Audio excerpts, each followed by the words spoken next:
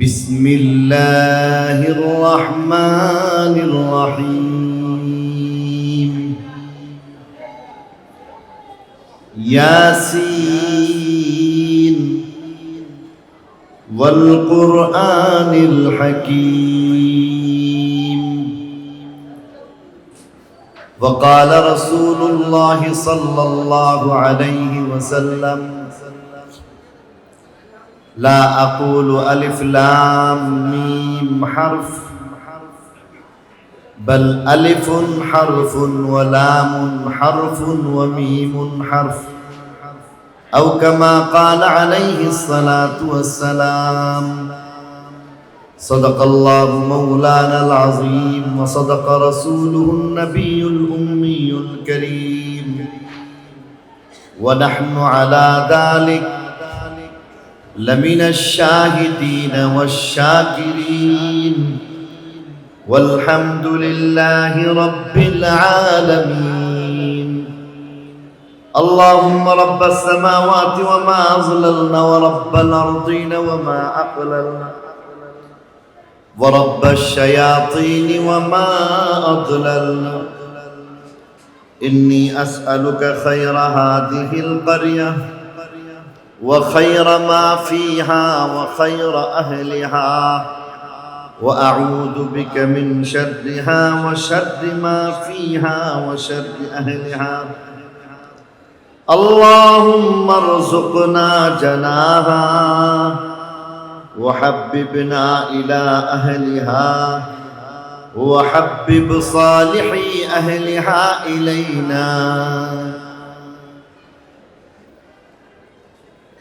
मेरे जनाजे पे रोने वालों फरेब में हो बगौर देखो मरा नहीं हो गमे नबी में लिबास हस्ती बदल गया है बलगलौला बिकमालिह कशफत तुजा बिजमालिह हसनत जमीउ खिसालिह सल्लु अलैहि व आलिहि अल्लाहुम्मा सल्लि व सल्लिम व बारिक अलैहि।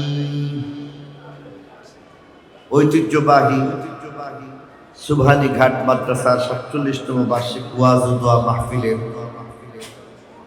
আজকের এই অধিবেশনের জনাব সভাপতি মুআজ্জাজ ও মুহতারাম উলামায়ে কেরাম মুরব্বিয়ান ইজাম বিরাদরান ইসলাম পর্দার আড়ালের মা ও বোনেরা, আল্লাহ পাকের দয়া আর মেহেরবানি যে আল্লাহ তাআলা আমাকে আপনাকে বরকতময় কোরআনের এই মজলিসে আসার বসার তৌফিক দিলেন। আল্লাহর শুকরিয়া হিসেবে দিল থেকে সবাই বলি আলহামদুলিল্লাহ। আজকে আমাদের মাঝে বিশেষত দুইজন আওলাদে রাসূল আমাদের সামনে উপস্থিত হবেন, যথাসময়ে উপস্থিত হবেন। আজকের অন্যতম প্রধান মেহমান আওলাদে রাসূল আল্লামা সৈয়দ মওদুদ মাদানী দামাত বারাকাতুহুম দেওবন্দ থেকে আসতেছেন। আরো একজন আওলাদে রাসূল সুদূর পাকিস্তান থেকে আসতেছেন, হযরত মাওলানা শাহ ফয়সাল নদীম দামাত বারাকাতুহুম পাকিস্তান। উনি হচ্ছেন আমাদের বাংলাদেশের মধ্যে খুব কম সফর হয়েছে, খুব বেশি একটা সফর হয়নি। ওনার আব্বা ছিলেন আওলাদে রাসূল আল্লামা শাহ সৈয়দ আব্দুল মজিদ নদীম রহমতুল্লাহি আলাইহি। আমার যদি ভুল না হয়ে থাকে তাহলে তিনি 9:30টায় কথা বলবেন। ততক্ষণ পর্যন্ত আপনাদের সামনে খুব সংক্ষিপ্তভাবে কিছু কথা বলতে চাই। সূরা ইয়াসিন থেকে একটু তেলাওয়াত করে শোনাই দাও। কোরআনে কারীমের মধ্যে দুই ধরনের আয়াত রয়েছে। এক ধরনের আয়াত তো এমন যেগুলি সহজ বুদ্ধ, সহজে বোঝা যায়, আর কিছু অল্প সংখ্যক আয়াত এমন রয়েছে যেগুলি আসলে বুঝে আসে। আপনাদের সামনে দুই ধরনের আয়াতই তেলাওয়াত করব। প্রশ্ন হচ্ছে, কোরআনে কারীম হুদান লিন-নাস, মানব জাতির হেদায়েতের জন্য আল্লাহ এই কোরআনকে নাযিল করেছেন। অন্য এক জায়গায় আল্লাহ বলেছেন, ওয়ালাকাদ ইয়াসসারনাল কুরআনা লিয-যিকর, কোরআনে কারীমকে খুব সহজ করে নাযিল করেছেন, যে কেউ বুঝতে পারে। আর এখানে প্রশ্ন চলে আসে যে আল্লাহ তাআলা কোরআনে কারীমের মধ্যে এমন কিছু আয়াত রাখলেন যেগুলি কেউ বুঝে না, তার কারণ যেমন আজকের তেলাওয়াতকৃত দুই আয়াতের প্রথম আয়াত ইয়াসিন, এটা কেউ জানে না। বাংলাদেশের বর্ষিয়ান আলেম দ্বীন, হাটি বাংলার গর্ব, উলামায়ে কেরামের সেরে তাজ, আমাদের সেরে তাজ হযরত খান সাহেব হুজুর দামাত বারাকাতুহুম কথা বলছেন। যদি জিজ্ঞাসা করা হয় ইয়াসিনের অর্থ, খান সাহেব হুজুর বলবেন, পারবেন? আমার কথা বুঝেন, উত্তর দিবেন মেহেরবানি করে, বুঝবেন? সারা বাংলাদেশে যত আলেম ওলামা আছে, দেওবন্দ পাকিস্তানের যত আলেম ওলামা আছে, ইমামে আজম আবু হানিফা রাহিমাহুল্লাহ, ইমাম আবু ইউসুফ রহমতুল্লাহি আলাইহি, ইমাম বুখারী রাহমাতুল্লাহি, মুফাসসিরে কোরআন হযরত মাওলানা আহমদ আলী লাহোরী রাহমাতুল্লাহি আলাইহি, সাহাবা, নবী, রাসূল, ওলি, আফজাল, গাউস, কুতুব, কেউ কি ইয়াসিনের অর্থ জানেন? কেউ জানেন না। প্রশ্ন হচ্ছে, যেই জিনিসের অর্থ বোঝা যায় না, আল্লাহ এটা কেন কোরআনে দিলেন? কারণ কোরআন তো বুঝতে হবে। কোরআনকে সহজ করে যেহেতু আল্লাহ নাযিল করেছেন, না বুঝলে আমল কেমন করে হবে? না বুঝতে পারলে হেদায়েত কেমন করে লাভ করতে পারে?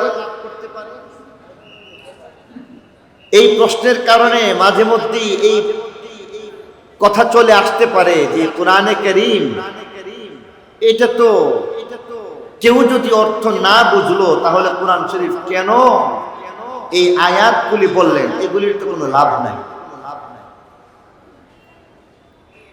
তাহলে সহজ প্রশ্ন হচ্ছে, যে কোরআনের কিছু অংশ যেগুলি কেউ বুঝেন না, নবী রাসূলগণ পর্যন্ত কেউ বুঝেন না, এগুলি আল্লাহ দিলেন কেন? এর উত্তর হইতেছে যে আল্লাহ তাআলা এগুলির মধ্যেও কিছু না কিছু হিকমত রাখছেন। যেমন ইয়াসিন, এখানের মধ্যে এমন একটা আয়াত যেগুলির অর্থ কেউ বুঝে না, এরপরও আল্লাহ তাআলা এগুলি বুঝাইয়া দিতেছেন, তার মাধ্যমে কিছু না কিছু ইঙ্গিত দিয়ে দিতেছেন। কি সেই ইঙ্গিত? একটা ইঙ্গিত হইতেছে, অনেক মানুষ এমন আছেন যারা এমন ভ্রান্ত আকীদা বিশ্বাস করতে থাকে।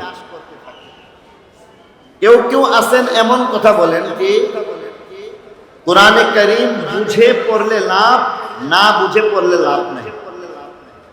যেমন একটু আগে হুজুর এই বিষয়ে একটু বলছেন,